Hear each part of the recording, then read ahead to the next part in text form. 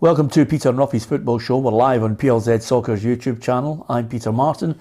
Alan Ruff, Alison McConnell and Tam McManus are here with me as we prepare to look back over the weekend's Scottish Cup semi-finals. We'll look at the English FA Cup final and look at what's planned for this week ahead in Scottish football. Of course, we'll be back from Cup football looking to the domestic issues as well. So, lots to talk about. Two big Scottish Cup semi-finals to discuss. Just before that, I think it's only right and proper that I thank everyone for all the emails and all the messages. You can tell when there's a derby weekend because everybody gets it in the neck. So I'll read out a few of them. But one first point that I think everybody's looking forward to, Ruffy, tomorrow the SPFL clubs will all vote on VAR. Yes, I have something to say about that. We obviously had a meeting after our game on Saturday for the opinion. I think everybody's been asked their opinion. And we're for it, there's no doubt about it. Hold on a second, can I just intervene? And I hate to jump in on you. You've all agreed at the meeting you're for it. What did you say on the WhatsApp to other people that you were chatting with? Well, we have to wait and see what division Dundee's in for a start before we. But there was vibes of the teams in the lower divisions are not happy about the way the contributions are going to be made. I thought it was a sliding scale. It's a sliding scale, but I think some of the teams down the bottom think a sliding scale of, say they're getting hit for 80 grand, they think that's 2 or 3 players that they're not going to be in VAR. Do you know what I mean? They're not going to be in the first and second divisions aren't going to be in VAR very often. They've been asked to put in £80,000. Yes. And they'll see it as though that's £80,000 out of their budget. So I think the problem is down the divisions, whether you'll get that 75%. Interesting. I think it might take a sponsor to sway it. Yeah, I totally agree with that. I was actually thinking about that as well. You know, the League 1 and League 2 clubs putting the money in and they're never going to use the VAR. You know, so I think that you're right. I think somebody would need to come in and pony the money up for the lower league clubs. Yeah. Okay, listen, we've got lots to talk about. Might as well say hello to everybody because this is probably the last chance of saying hello to people in the feed with a modicum of decency because by the time you open your gobs, you're going to get it in the neck. So let's crack on. Johnny's in Pennsylvania. Johnny, we're delighted you can join us. He says, what a fine afternoon. Anything much happening this weekend? Happy Easter from Paul Brady. And quite a lot of people just saying, great to be back. Hello from Indiana, Willie Laidlaw. Hi to you, Willie. Andrew Davison, Roy Spears, Robert. Robert Round says, I'm surprised Tam and Alison have shown up. Brilliant. I love the fact that everybody is actually looking forward to chatting about it. Johnny says the treble is coming, they said. Rangers are done, they said. Well, listen, here we go. Let's start off with the overall one, which is yesterday. An entertaining game. Certainly the intrigue of it over 120 minutes was there. If I could sum up both games, the best team lost on Saturday, the best team won on Sunday, Ruffy. That's the overall view that can set us off. That's what my view is on it. Yeah, I think the first thing about it, I thought it was entertaining as far as Rangers and Celtic games go. I thought it was good end-to-end stuff. Not a lot of saves getting made, but a lot of chances there. I really do think the turning point of the game was Vickers hitting the bar. You know, I think if that had went in 2-0, could I see Rangers coming back for that? Possibly no. It never went in, but you're right. After that, I thought Rangers had all the energy rather than Celtic. I was trying to wonder, because we were all talking about, they've had extra time in midweek and they're going to get extra time. It just shows you how fit these guys are. I just thought Rangers were playing in high-profile games, and I think the players rolled onto that, whereas Celtic played St Johnstone last week and 7-0. I thought the Rangers players were really up for a high-profile game because that's what they had been playing in for the last week. Well, if the criticism was that Giovanni Van Bronckhorst got his tactics wrong in the 3-0 drubbing at Celtic Park, and maybe the criticism of him for the loss at Ibrox, I thought he got his tactics spot on, Tam, in this one. There was a high press, they were at it, and anybody who suggested that they didn't have the adrenaline for it, I thought Connor Golson summed it up perfectly. The games are coming thick and fast. You're up for it. Once you go out, you hear the crowd, you get that real adrenaline rush. I think it was a perfect game for Rangers to go into. I think if they were playing, no disrespect to Dundee or Ross County, they might have been a bit leggy. They might have been feeling tired. I seen Connor Golson saying that in the morning of the game. He did feel a bit tired, his legs were a bit sore, but when he walked out in that tunnel, you know, the blood was pumping, it was right back into it, a full house semi-final, so I think that helped Rangers. A lot of people were talking about how tired Rangers would be. I thought they looked to have more energy and fitter than Celtic, which was surprising. The substitutes for Rangers, I thought, come on and made a real impact. I thought the 6 subs that Rangers come on, you know, Kamara, guys like that, even Scott Wright come on, excellent, you know, so the subs that come on, I thought Celtic could have changed it a lot earlier than they did. I was surprised that Hatate got into extra time. I thought he looked knackered after about 20 minutes. Yeah. Rogic the same, you know, and Celtic probably had 2 players, Carter Vickers and McGregor, who were probably past marks and played well. And apart from that, the rest of them were poor. But Rangers on the day, hunger, desire, you know, ran over the top of Celtic at times and thoroughly deserved to win. I thought they were excellent and they deserved to get in the final. Yeah, Lundstrom, you know, he could have had a goal for himself to cap off a fine performance. They had so many people, Alison, that I thought were at it, showed the desire. And if we're talking about tactics, I thought they got it spot on, exploiting Celtic down the left back area, because that's where a lot of the supply came from. Yeah, and also just Calvin Bassey on Rogic, just not letting him move, not letting him manipulate the game, not giving him the freedom to pull the strings in the middle of the park. I think that affected Celtic hugely.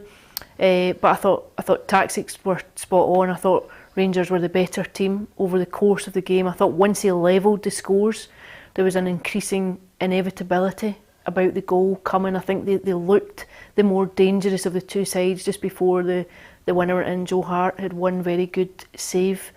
I would agree with Robbie. I think if Cameron and Carter Vickers, if that shot goes in rather than come off the bar, I think it's a long way back from Rangers. But what you felt around the stadium and the energy within the stadium, the impetus seemed to be with Rangers. I thought it was very flat from Celtic, and I thought that was reflected in the stands too. I thought it felt very flat with the crowd as well. Yeah. Giovanni Van Bronckhorst, obviously delighted with the character that his side showed.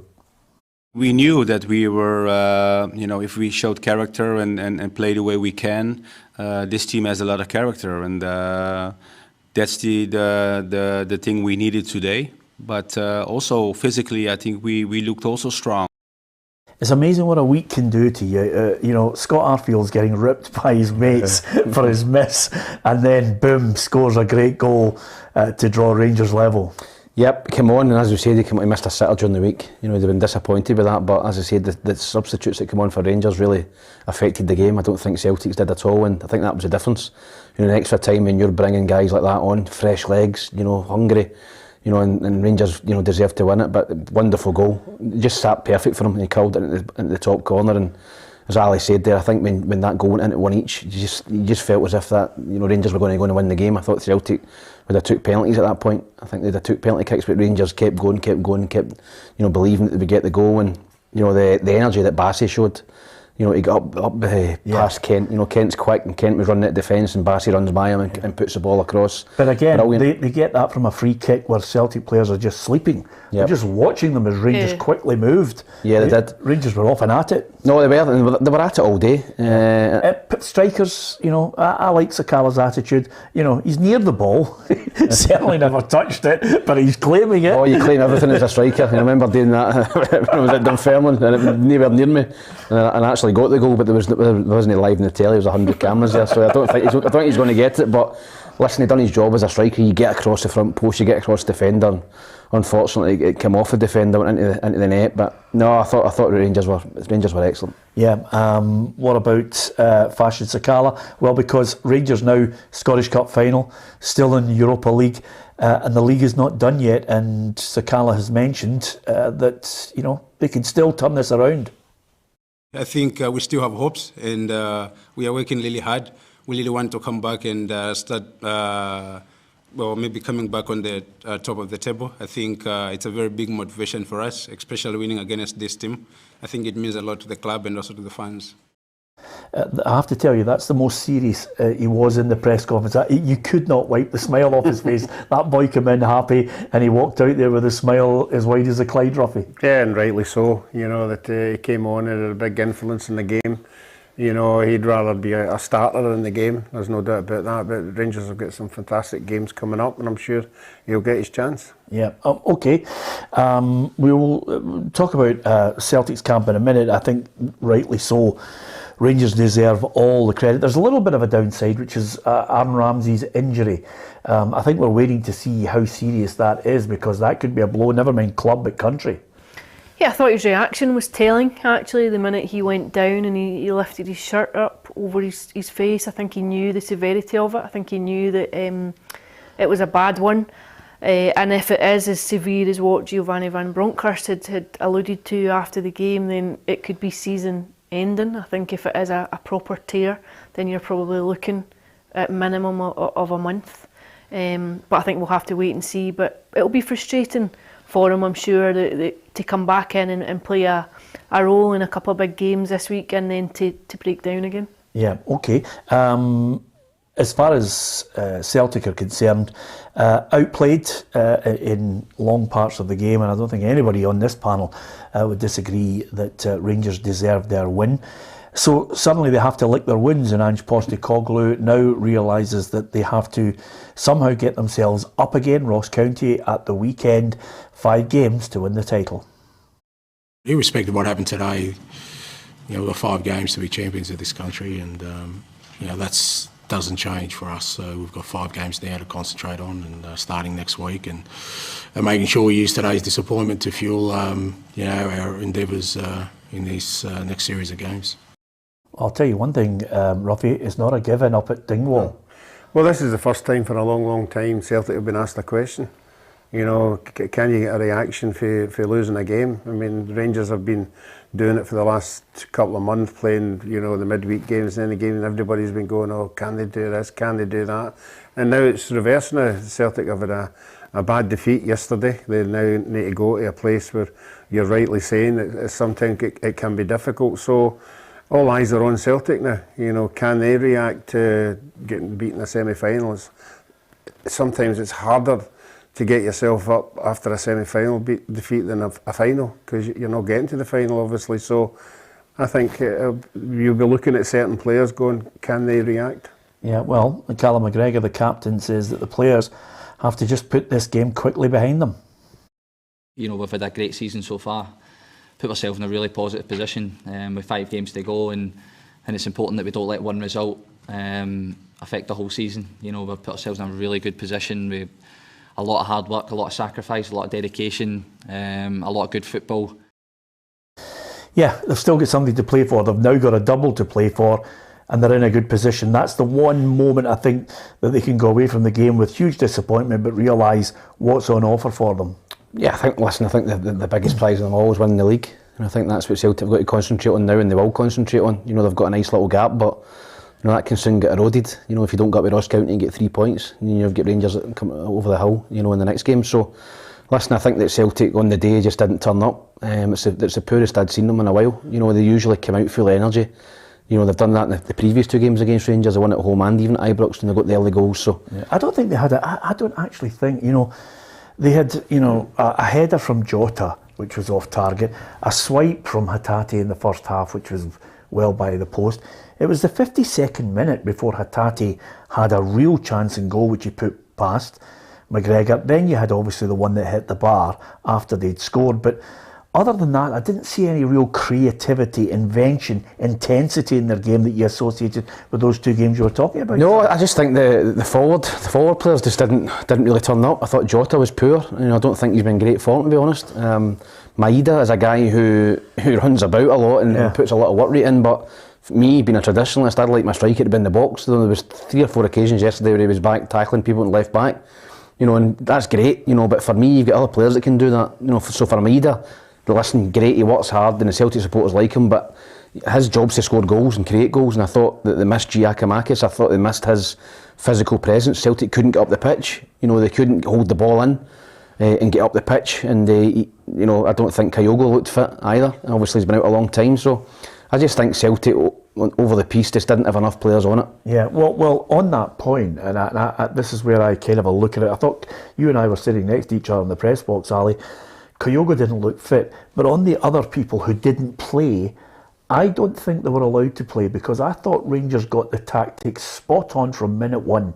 As soon as the ball went to Joe Hart, high press, right on the edge of the box. You want to play it to Carter Vickers in the 6-yard area? Great. There's going to be somebody on your tail. You want to play it into Rogic to try and turn somebody? Bang, right in on them. I thought Rangers players, from the manager's instructions, got that spot on. So it was down to Celtic to try and somehow work a way out of it. I didn't think they had that in them. Yeah, I completely agree with you. I think Rangers stopped Celtic playing the game that they have been and that they've had a lot of success with this season. I thought they really restricted the movement, as you say, not letting them play out from the back on top of them all the time. And it worked. I think it unsettled Celtic. I thought they looked as though they ran out of ideas at times. I don't think they ever really imposed themselves on the game. I don't think they ever had a spell where they looked like the dominant team in the game. And I think I would agree with Tam. I thought Pstecoglou looked way off it. I thought it was, again, quite telling that when he got stripped to come on, it was probably the biggest cheer of the afternoon from the Celtic support at that point in the game, because there had been so little in the way of goalmouth action. But he came on and I thought he looked way shy of match fitness going into a game of that magnitude and intensity. I think he looked short, and it's no real surprise. I think he's not played a game since Boxing Day. But he looked way short of it, and I think Celtic badly missed Giakoumakis. Yeah. Okay, here's Ruffy's primed and ready for the argument. We're going to start with you, Ali, because then we can go to him and he can counter it. Because Ali, obviously, it's very rare you get a chance for 2 days to sit in the press box next to each other. Hearts, Hibs, which we're going to talk about shortly, Rangers, Celtic, but to avoid the madness of our feed, which we get on YouTube, and also our feed from the app when people comment live, if you can listen to this point that I'm about to make, I do not believe for a minute that Bobby Madden had a detrimental effect on either side for the game's outcome. Now that I've said it, I thought he had a shocker. I thought he was woeful for both sides. I thought he was so inept in the game it defied belief. And some of his decisions at points I'm looking around the whole press box, and they are actually looking at him and thinking, can he continue in this vein? It was bewildering at times. I would agree with you. I thought it was a very erratic performance, and again I would qualify that also by saying it's not the reason why Celtic lost the game and Rangers won the game. However, I don't know that the two have to be mutually exclusive. I think you can criticise the performance of the referee and still say that the best team won and prevailed on the day, but I thought it was a desperately poor refereeing performances. I thought there was a number of decisions that left you scratching your head at times. I thought Rangers were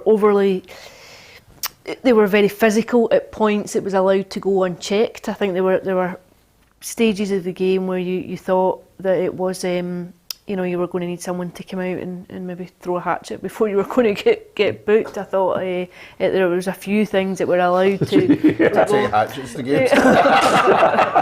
Just flares.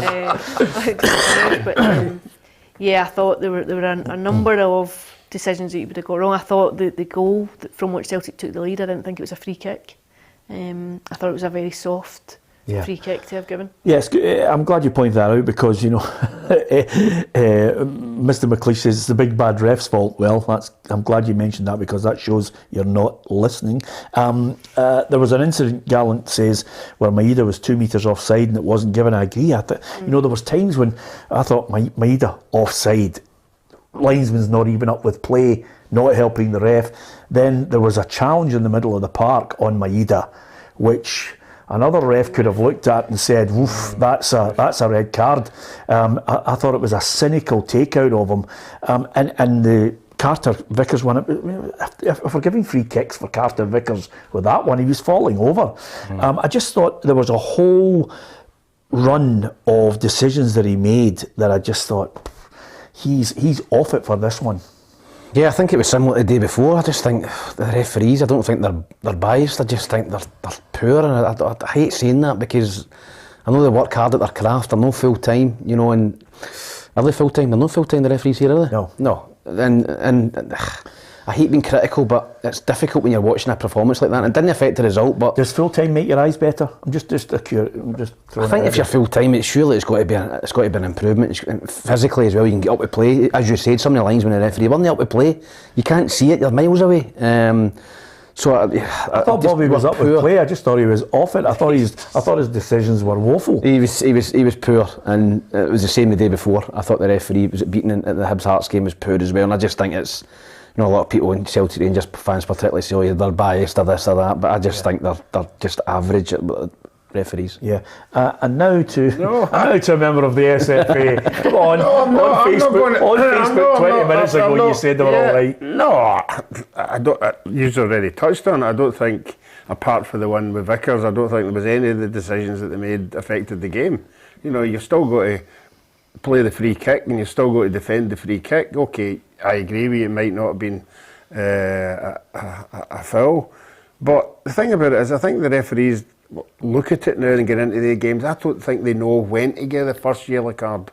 No, I don't know. Everybody goes, oh, let the game flow, don't start firing yellow cards. So I think they're caught. I don't know where that comes from, by the way. You judge everything on its Yeah, merit. but if you ask the referees, they're very criticised if they don't. When was the last time you spoke to a referee? Not for a while. Is it Tiny Wharton? No, I think you've got to actually realise the pressure they're under that they're in. They're not going to get them all right. Listen, we absolutely accept that. I don't want it to become a referee's thing. I'm going to move on from it. But VAR is definitely the way ahead. Now, I guarantee you, because I don't know if it'll be as bad in the east, but certainly here in the west of Scotland, you'll still get the nutcases claiming that the people who are back in the VAR are drinking in the Loudon or drinking in, I'm trying to think of what's the name of a Celtic pub in Glasgow? Brazen Head. There you are, the Brazen Head. So Ali never give it the quick. I can't believe she's going in 40. Come on, Ali. So it's not me. But anyway, apart from anything else, there's still people that VAR will not be happy or off. But I just thought he was poor, and John Beaton at times as well. Not as bad, I thought. I didn't think he was as bad, but there were some decisions you thought, and it was a physical. By the way, there's people saying here, wait a minute, calm down. It's a physical game. It is a physical game, absolutely. I'm all for. I mean, I don't know if you saw did you see the Callum McGregor challenge? The two of them went in full gusto. It was 50-50. It was exactly what you want in a Celtic and Rangers game. We're talking about cynical challenges where there's a boot in the ankle, where, for example, Maeda's taken clean out because he's bearing it in goal, and Roof knows they're in trouble. That's a professional foul. I thought that could have been a red card. Yes. On another day, I think there's an argument to say that's a red card. And even McGregor, I think there was a Lundstrom challenge on McGregor just before that as well that could have brought a second yellow. I don't think it would have changed the game. Rangers would have won with 10 men as well, Robbie. They were that good. I thought once they scored, they were the better side. Yeah. I think Celtic hadn't been. Did you say once Rangers scored, they were the better side? When it went to one each, I think Celtic were caught. What do we do now? We're not winning 2-0 in the first half. We're not winning. How do we get out of this? And I don't think there was enough people on the park playing well enough to change it, and it went to extra time. I think there was only going to be one winner. Yeah, I actually thought Rangers were the better side even before Celtic scored, but listen, it's all about opinions. Let's move on. What about your mob? Unbelievable. They were absolutely brilliant. I mean, it was a thoroughly enjoyable game, and I thought to myself, my God, Hibs have lost this semi-final and Hearts have had 2 moments of sheer magic. Yeah, it was a difficult one to take for Hibs, to be honest. 2 great goals early doors. First one comes for a Hibs free kick. 5 seconds later it's in your own net. So I think you architects your own downfall for the first goal. But second goal, there's not much you can do.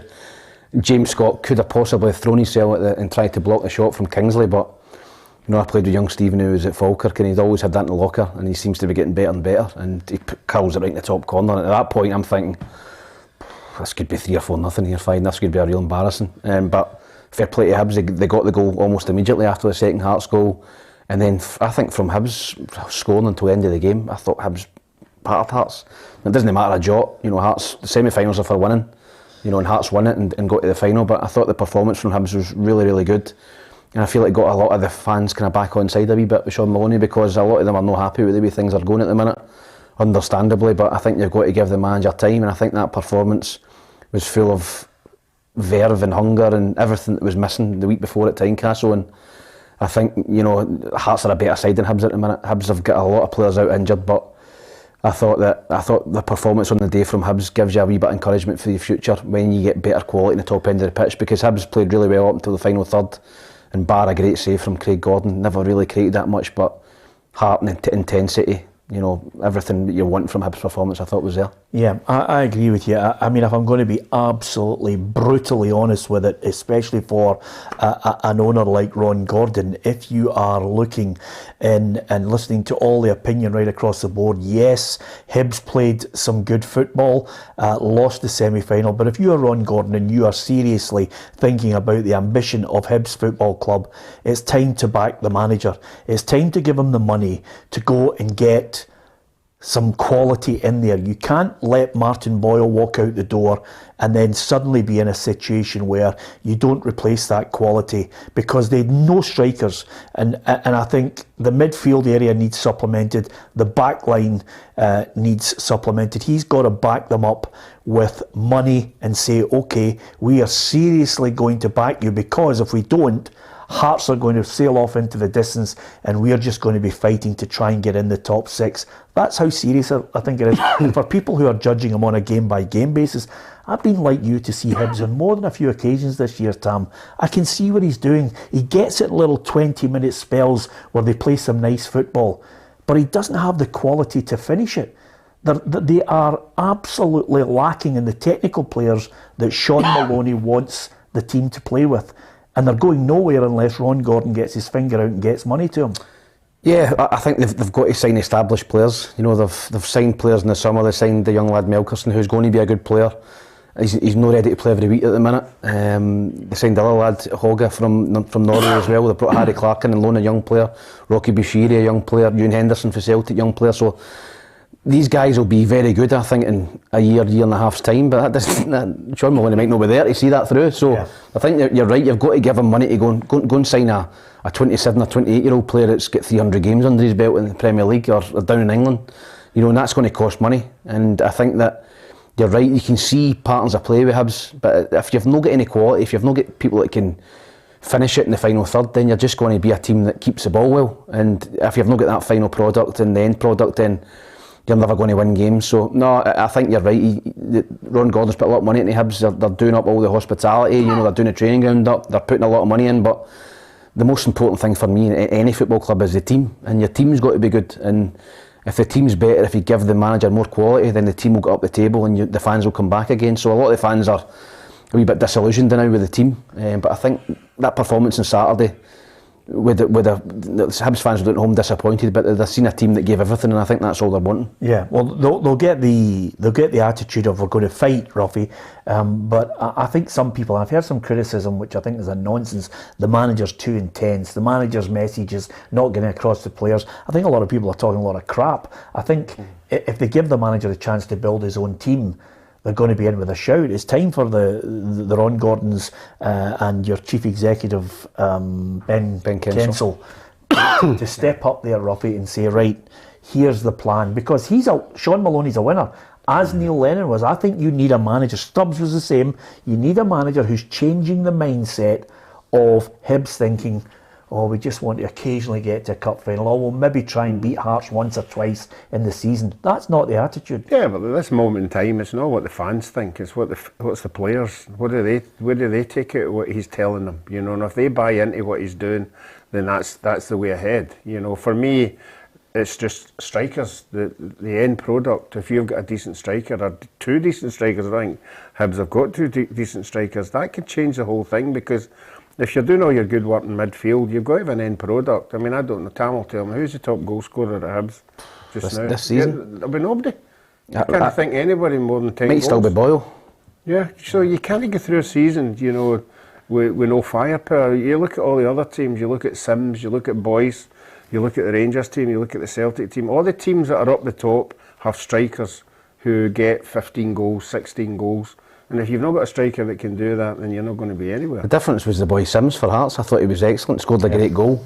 You know, I think if he was playing for Hibs, Hibs would have won. You know, that's the type of quality, and that comes from your recruitment. You know, Hearts have got the recruitment spot on this season. The guys they've brought in from that championship winning team, they had to strengthen, and they've brought quality players in. I think he's probably the best of them, the boy Sims, and he was superb. And Hibs need to go and find somebody like that wee gem for down south and bring him up, because they need that physicality and that pace up front. He caused Hibs problems all day. You would think with Maloney's contacts, he's going to go higher than that. He must have begun on the phone to people who knows when he was at Belgium. He's got people, Rough. He's already said he's spoken to them. It's about the man. It's about the that's what I'm Ron saying, Gordon giving him the money. Yeah. Well, he has to identify top quality, and I think he will do, because he's been in the game long enough, and I'm sure there'll be people that'll be getting recommended to him rather than him going out trying to find them. And by the way, can I just apologise? Alec McDonald says, no wonder Hearts beat Hibs on Saturday. They were playing with 12 men, Ellis Sims and Ellis Smith. I think I called the guy Ellis Smith in the full-time report. Oh my God, I'm really sorry for getting a name wrong. But by the way, I don't mind getting hammered for it, but he was absolutely top drawer. He was like a battering ram, wasn't he? Yeah, I thought he was excellent. I thought he was a handful actually for Hibs to cope with the full day. I thought he was a menace at times. But just to go back to your point, I think it'd be really harsh to judge Sean Maloney before he's had a transfer window. I think you need to at least have one window to see the direction he's going in and to see what he wants to bring in, because I think what he'll do now is try and harness the positives from that display on Saturday and try and finish the campaign as strongly as possible and then look to rebuild in the summer. Yeah, absolutely. Listen, Ruffy, I'm going to give him it. He's my player of the year, Craig Gordon. Yeah. Also, can I just say, and he also needs a good clip round the ear for his time wasting in the last 2 minutes. I mean, it was embarrassing. Listen, it was like that. I went like that, Ruffy. Look, and he's down as if somebody had shot him. And that's why the Hibs TV commentator went mental. Is that right? No, I think it was terrible. I turned around to Ali and I went, "Oh, get up!" I mean, honestly, it was embarrassing. It was a barge. It was a kind of push rather than them being winded for. What about his save, Ruffy? The save, yeah. Before I go into that, I did that exact same thing in a World Cup qualifier against Northern Ireland in Northern Ireland. It was the last minute of the game. I can't even remember the Northern Ireland boy had a header. I think the boy Hamilton, big boy. Billy Hamilton had a header and I caught. It was an easy catch and I laid on the ground for a bit, as long as I could. And I came in after the game and Jockstein absolutely slaughtered me.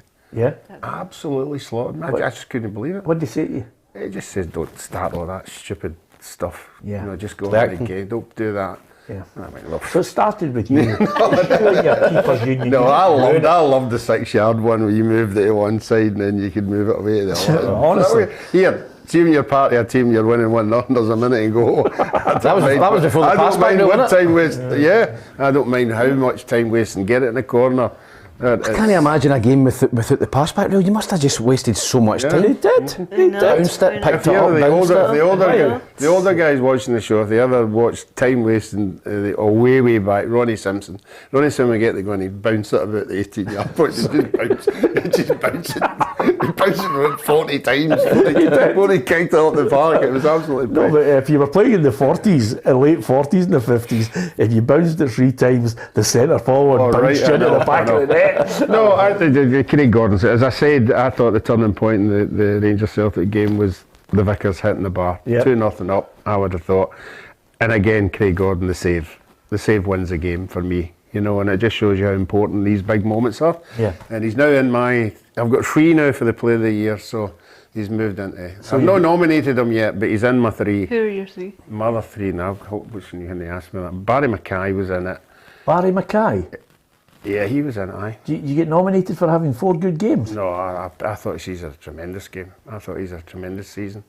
Craig Gordon's in it. I can't remember who the other one is now. Listen, it'll come to me. Charles Regan Cook. So it was, you're right. Yeah. Mm-hmm. I've got 3 so far. Yeah. Okay. Charles Regan Cook, Craig Gordon and Callum Vickers. Carter Vickers, sorry. And that's I've got one more maybe. Hitting the bar for 5 yards. The goalie's in the ground. So he's out because he missed a chance. Yeah, he's out. He's fickle, is he? God, he's erratic. Listen, on the Facebook, he was actually backing Bobby Madden. 5 minutes later, it's no, I agree with you boys. Listen, Ali, I'm giving my vote to Craig Gordon. I think he's Player of the Year. I think Craig Gordon gets it for me too. I think what you look at is games where you've contributed to your team taking full points, or the difference between winning games and losing games, and I think Craig Gordon this season has probably been worth maybe 10, 12 points for Hearts at times. Just as a wee footnote, I thought, and by the way, you know, I like a tackle myself, Tam, but I thought Hearts were particularly aggressive. I thought, I'll be honest, I thought both teams were aggressive. I think that when I looked at the game the previous week, I thought Hearts bullied Hibs all over the pitch, and by all accounts, Hibs were at it this week in training, and I knew they were going to come busting out the traps. And listen, there was Joe Neal deservedly get sent off, stupid tackle when he was on a yellow card. I thought Josh Campbell should get sent off. It was a wild tackle, and I thought the boy Taylor Moore should get sent off. He was on the booking and he just pushed I thought him over. So there should have been 3 red cards. There was loads of fouls, but it was a real great cup tie, Scottish cup tie, and I really enjoyed the game, apart from the result. But yeah, well, listen, when you win a game, sometimes you don't want to. When you win a game, sometimes you don't want to. You know, maybe go over the top, but Robbie Neilson now knows they're in the Scottish Cup final. They're going to finish third, guaranteed group stage European football next season. So all that means more money, and Robbie's got a plan for the next 3 or 4 years. Challenging for the title is one of them. It will make a difference, but you know, we're not going to. You know, we're guaranteed money, but you know, we've got to be careful how we spend that money. You know, we don't want to chuck it all in. We've got to try and build the club gradually over the next 3 or 4 years. You know, and what this will do is allow us to position ourselves to try and get in next year again. You know, and that's what we need to do: gradually build the club over 3, 4, 5 years to get consistent European football, and then try to challenge for the title. Well, I thought that was a great... When he said that in the press conference, I nearly fell off the chair. I thought, calm down, it's only a win over Hibs. But I love his ambition.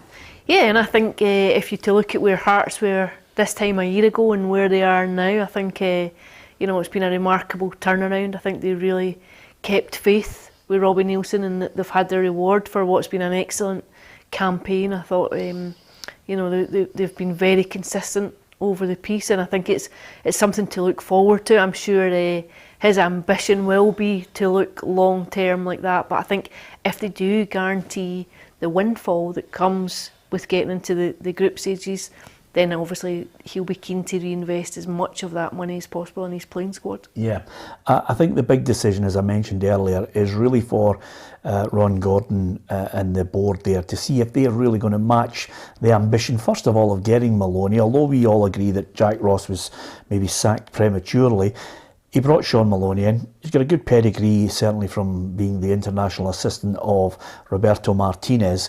But Sean Maloney himself, I think, is determined to try and take Hibs on to another level. And he seemed to have a positive plan at the end of the match. I know exactly where the team are, the squad are. I know exactly what we need to compete with Hearts. What you saw today was, in my opinion, I thought a more dominant performance. I think what Hearts have, and you've got to give them credit, they've got a very strong squad. They've got a lot of experience at this level and at higher levels. And I think even, unfortunately, you saw Craig produce an amazing save. That's what happens with players at that level. So we've got a little bit to go. Yeah, so he knows exactly what he needs, Tam. Over to the board. Yeah, as I said, there's only so many projects you can sign. You've got to sign proven players, and losing Boyle, not replacing them. You know, lost Martin Boyle and they signed. As the boy Melkerson will be a good player. You know, you can tell, but he's still a young kid. He's untested. I think Hibs need more quality, and that's going to cost money. So listen, I'd get behind the manager. I think as Alison said there, he needs time to get his own players in. I think when he does that, I think the start of next season, I think you'll see a better Hibs team. Okay, everybody's got their own point of view. Greg McCrindle says, Player of the Year, James Tavernier. I think James Tavernier deserves a mention as well, Robbie. He was another one. On the bait, you're just adding names in now. No, he was my... Just because somebody said it. No, if you go Such a jellyfish. he was my other one. He really is, isn't he? What's a jellyfish? Spineless. Not, yeah, right. Is it spineless? Somebody will go and say, no, it's got a spine. Apart from anything else. I mean, James Tavernier, listen, he's great. Free kicks, penalty kicks, superb. I thought, the quality of him this season as well, certainly in Europe, was great. And domestically, this is a boy who, in the early part of his Rangers career, people were thinking he's never going to last.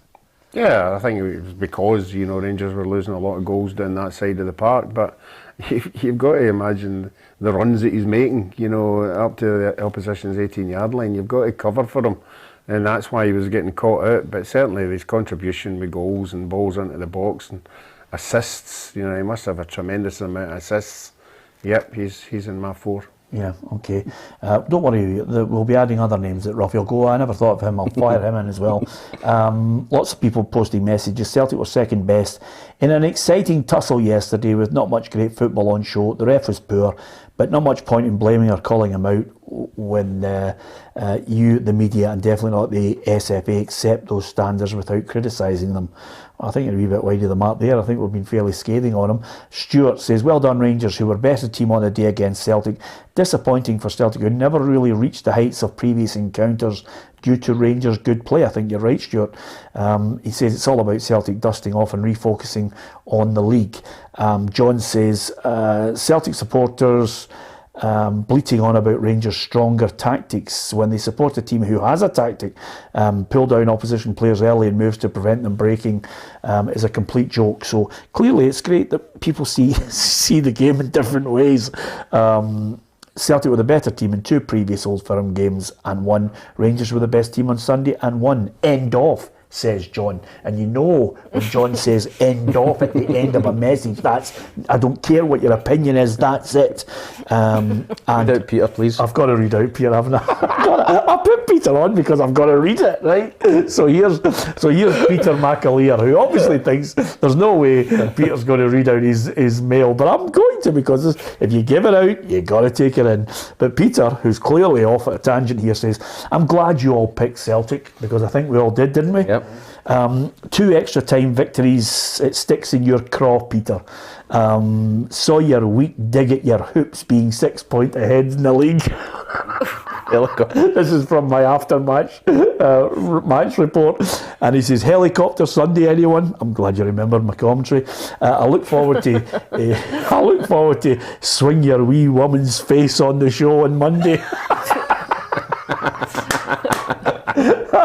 She's spot on there, Phil. Peter McAleer. Well done, Peter. Always good to read out quite a lot. We'll just have a way with words. Yep. Absolutely. And Jim O'Donnell, who absolutely slaughtered me on Friday night. I mean, he absolutely battered me for saying to you when you said Hibs will win, and I said, you know, don't be silly in a condescending manner. Arsenal win the match. Yeah, so he says, thanks Peter for replying to my post, because I did say to him at the end of it, if you get it wrong, I says, I want an apology. So I wrote back to him, as I do every now and then, Ruffy, and he says, I enjoyed the spirit of banter. You're right, I'm sorry, I got it wrong. Well done to Jim. The sending off killed any chance we had. Hibs went to Hampden, including me, more in blind faith and hope rather than expectation and the outcome. Didn't like seeing the empty terraces. I thought that was embarrassing for Hibs, Tam. Yeah, it was a semi-final against Hearts at Hampden. You know, I'm disappointed when I came out and seen the big empty gaps there. Hearts obviously sold their section out. You know, bitterly disappointed because, you know, I think a lot of Hibs supporters are a wee bit disillusioned with the team in a minute, but you stick with your team through thick and thin. You know, and Hibs have been in, you know, worse positions than this over the last 10-15 years, in the Championship for a few years. So yeah, it's not great at the minute, but you still go and you get behind your team against your biggest rivals. So disappointed with that as well. To get back to something that we've been saying, what a spectacle it was at the Rangers Celtic game before the game. Yeah, what, breaking both the sides. law? No, both sides. What? You know, bringing something You're to the game. not allowed flares. No, I know you're not allowed flares, but I'm saying they couldn't make 18,000 arrests, Ruffy. Well, what I'm saying is it brought something to the game. Both sets of fans being equal. Yeah, I thought that was good. Equally mad. Yes, there was a moment where you just looked round bewildered, didn't you? Oh. I mean, some of the conduct left a lot to be desired, but then again, we've caned them for it. And I'm going to read out Robert Robertson, who says, Peter, yourself and Alison are biased every show, and stop bullying Ruffy. So there you are. Thanks, Robert. Again, spot on, Robert. Absolutely. Well done, Robert. There's some sensible people coming in. Absolutely. Well done. Is that Maggie? Well done, Robert, for just starting to listen to the show in the last 3 minutes. Anyway, apart from anything else, thanks to everyone for your messages on Rangers, the performance. Great messages on our YouTube feed. Don't forget, hit the subscribe button if you enjoy the banter, and of course, if you want to give it out, as long as you're not abusive. We always like people to try and conduct themselves in a proper manner and realise that it's only a game of football. It is a sport after all. It's certainly not life and death. We want you to be decent in your opinion, and most of the people on our feed are indeed that. Anybody else, we try and ban them. So thanks very much to everyone who's, I think, fairly straightforward in their assessment of Hearts against Hibs and Rangers against Celtic. So that was the games over the weekend. Lots of other things to talk about. Ruffy, you guys have just got... You, what are you all about in the Championship, honestly? We're just trying to make it exciting. You've lost the rate. It was a good goal he scored. It was a good goal, but I mean, both teams were poor. I have to say that. And nothing each. I sat there and said, well, that's us, that's all we need. But you know, when you sit in that position and you know something's round the corner in football, and it came round the corner and bit us right in the backside, yeah. So we're still 3 points. We've got a home game next week, and well, unfortunately for Raith Rovers, they've got Hamilton away, and their last game is Kilmarnock. Yeah. So I'm right behind Arbroath now at the Arbroath Kilmarnock. Your two last games? We've got Dunfermline at home and Ayr United away. Saturday's going to be a belter, isn't it? I'll just be looking at the Hamilton score, because if Hamilton beat Raith Rovers, that's it. It's it, game over. Okay. But we should do it for ourselves. We should go out and get something off Dunfermline. Okay. Now, semi-finals of the FA Cup. Here are the results overall for the Premier League and the FA Cup. Great result for Brighton. Man United, I can't believe anybody in their right mind would say Ronaldo's a problem. He scored a hat-trick and they defeated Norwich. And even then they were still ranked rotten. Watford won, Brentford 2, Southampton 1, Arsenal 0. Can you believe that scoreline? Newcastle 2, Leicester 1, and then West Ham 1 and Burnley 1. Sorry, I couldn't read that there. And the FA Cup, Man City 2, Liverpool 3, and Chelsea 2, Crystal Palace 0. Well, what a game, Ali, for Liverpool. It was fantastic. It's extraordinary. It was really just such exciting stuff, and I think it keeps Liverpool on course for a tremendous season this year. Can they win the quadruple? No, I don't think so. No. I don't think they can, but the possibility of it's exciting. Absolutely, it would be sensational if they could do it. And here's how Pep and Klopp viewed the game at the end. I have a lot of confidence in my players, in the selection always. I trust a lot of them. We had a terrible in terms of fixtures and travels and a lot of important games, and that's why you should need the fresh leg. So we start really well with an action from Jack and Joao. So denying them in so many moments is so difficult, and creating your own opportunities using them is obviously very difficult as well. And so I was, the first half was outstanding in pretty much all parts of the game, I would say. Absolutely unbelievable from Liverpool. It would be great if they could win the quadruple, Ruffy. That would be sensational. Never been done. No, it would be absolutely unbelievable. But I think obviously as the games come thick and fast, you know, it'd be great if they could win. It's always good to see a team doing something that nobody else has done before. Yeah, absolutely. I mean, you look at the overall running. I think City have got Leeds, Newcastle, West Ham and Villa, and Watford and Brighton as well in that mix. So they've got an easier run. Man City win every game. Yeah. Yep. Every game. Yep. Okay. Liverpool had to beat them, I think, at Man City. I think Liverpool. I'm looking at your fixtures there. Leeds, Newcastle, West Ham, Villa.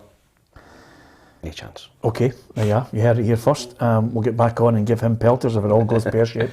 Couple other things I wanted to draw to your attention, which was in my mind, and I should have actually mentioned it earlier with regards to Rangers. Do you think, is there any likelihood that we're going to witness, Ali, the SPFL coming out in the next day or two and saying Rangers game against Motherwell's Friday or Saturday to help them? I don't think they will. I don't think they will. I don't think. I think there's an argument to say that they should, that they could help them.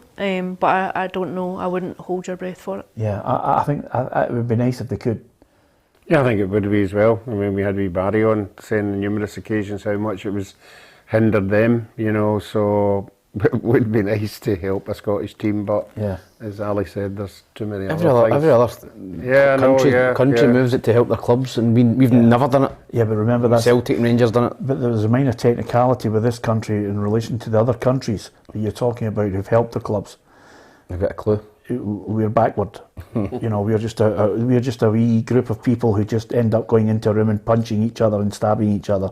You know, and occasionally we have them as a regular guest on the programme. His board. They've got Motherwell. They've got Leipzig away. They've got Celtic away, and then Leipzig at home. And that's from the 24th, 28th, 1st of May, 5th of May. It's a tough run-in. It shapes their season.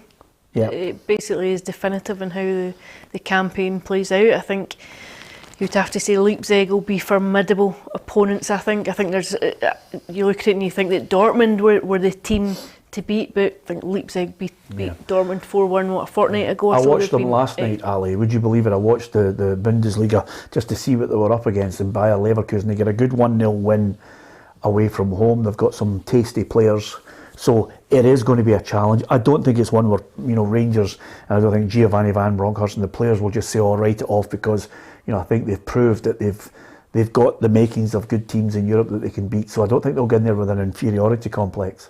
No, and I don't think they should. I think the confidence that they'll have taken from the run means that they'll go and fancy their chances. And you would have to say that the way Rangers have played, particularly at Ibrox, you know, I think teams would fear going there and going to take them on, and I think the format of the games suits Rangers, that they're away first too, but I think they'll go, and I think they'll have a very tough game on their hands to get past Leipzig. I think they're an excellent side, I really do, and then to come back and have the last derby of the season then too. I think these games shape how their season will play out. Okay, I'm going to read this to Ruffy. I'm going to read it to him. If you could pinch his arm just to make sure that he's actually listening to what I'm saying, right? Motherwell playing in an SWPL 1 match against Hamilton Accies in the Women's Football League.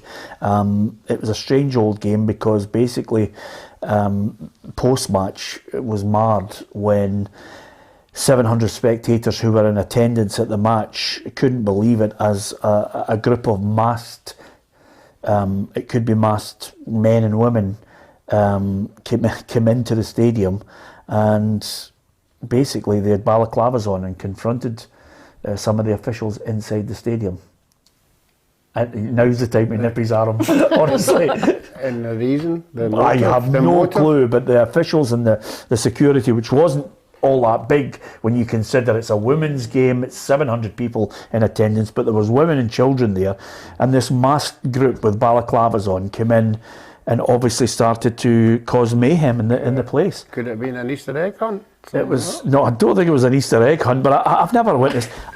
Alan Burrows confirmed an investigation because it was men with balaclavas that confronted them. I mean, in a women's football match. Yeah, I mean, they didn't put it there. Why? Usually they have a reason. What, demands? No, well, I mean, it sounds a bit ridiculous. I mean, Alan Burrows was absolutely gobsmacked. The game was played at Fir Park. I know, I've never heard anything like it in my life. I read that and I had to read it again. How did they get in? Well, he's just not exactly going to be closing the doors, you know, at the end of the game. You know, the gates will be open and then they come in, and then people are wondering, there's women and children there, and then these guys come in with the balaclavas on. It was the strangest thing ever. No arrests? No, there's an investigation. So we shall see. So they launched an attack, and I think women and children were leaving the stadium. It was the strangest thing ever. I honestly, I don't think I'll read anything out as mad as that again on this one. I can't believe the media haven't picked that up. They have. That's where I read it, Ruffy. Oh, I haven't seen it. I never saw it. So it's not in the paper. I never saw it in the papers I read. Do you want to see He doesn't do social media, remember? Right, yeah, exactly. Okay.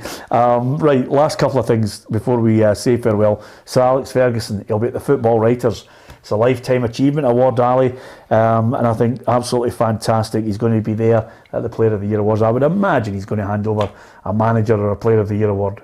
Yeah, I'm on the Football Writers Committee, and I think it was quite a queue to obviously get Sir Alex. I think there'll be a lot of people looking forward to hearing him and getting a chance to chat to him. And I think, he's you know, is it a bigger name really in Scottish football just now? It's going to be fantastic, and thankfully, because you are such a trooper being on the board, you're taking the entire PLZ team to your table. I am indeed. That's do you know what that is, Ruffy? That is a team player.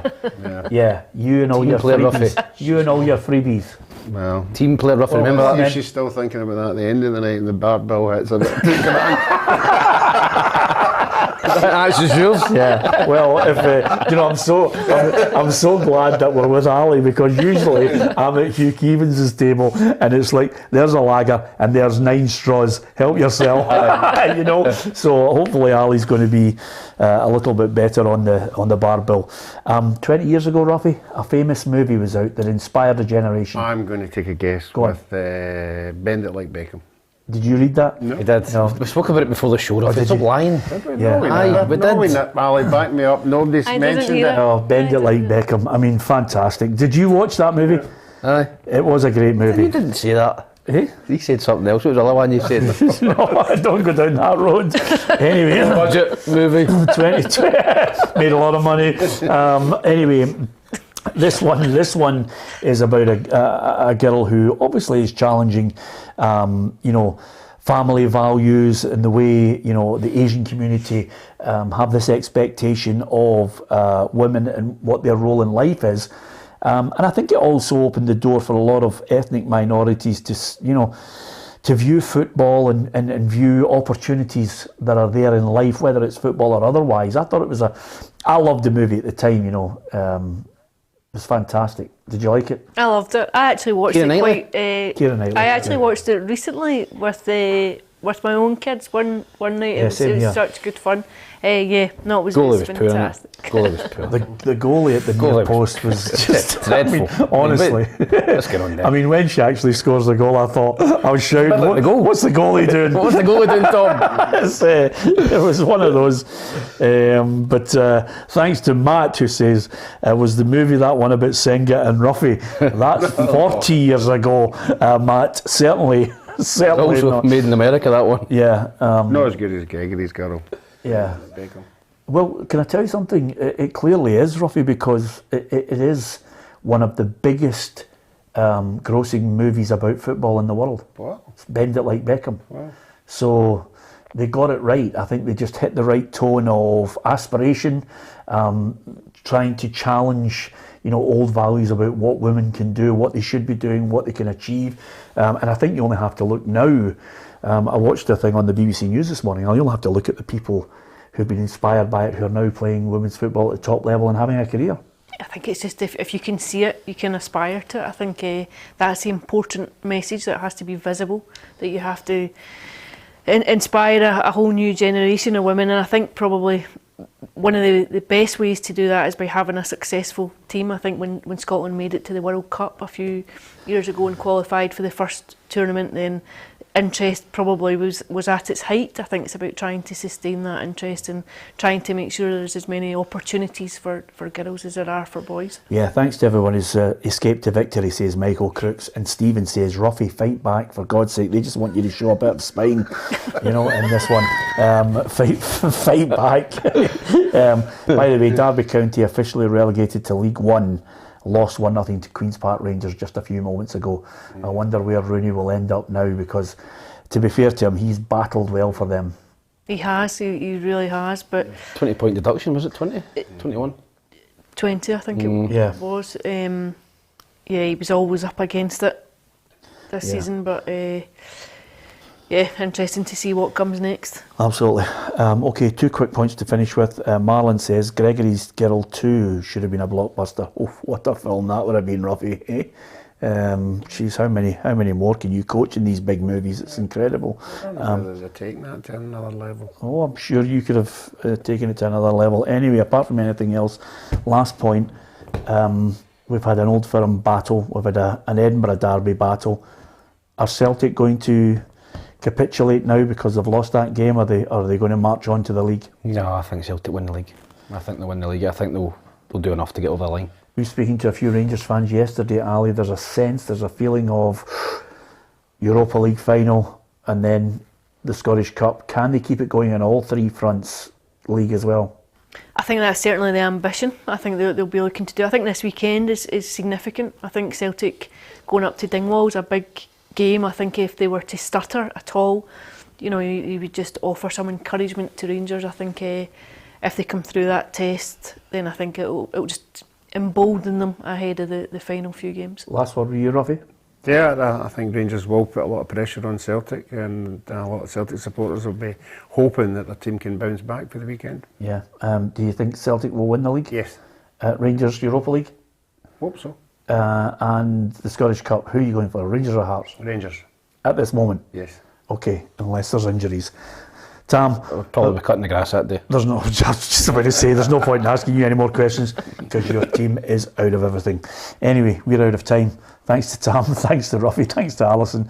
From myself, Peter Martin. Don't forget to subscribe, download the app. It's got all the latest breaking football news. Thanks for watching.